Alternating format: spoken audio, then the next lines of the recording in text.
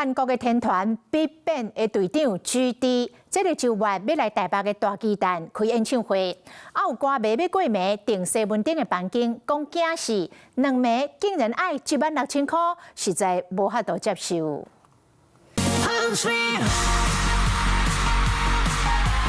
伫咧舞台顶展现作王的气势，韩流天王 GD 11月初1到初2，搁要来到台北大巨蛋，后尾奖是欢喜搁激动。GD 又来台北开演唱会了，西门町的住宿房价是不是也跟着上涨？有网友表示，这个拜6礼拜想要伫西门町找旅社，却发现普通的小型旅社2暗的介绍就要上班，直接打电话到柜台来问，对方竟然直接报16000块以上的介绍。哇，这个不行，我觉得这个还是太贵了。就可能有一点贵吧。在这里，如果很喜欢GD，我也是会住的。对。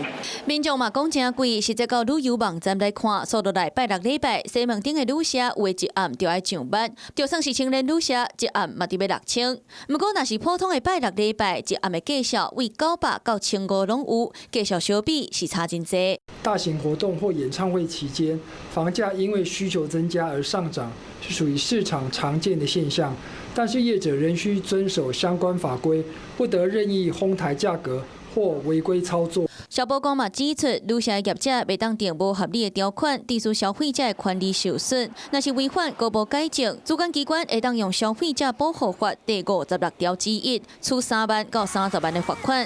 天王来台引起风潮，想袂到嘛，互旅社的介绍真做议题。Hello， 我是张新文。想要抢先掌握最及时的新闻资讯吗？赶快订阅、按赞、开启小铃铛，锁定华视新闻 YouTube 频道。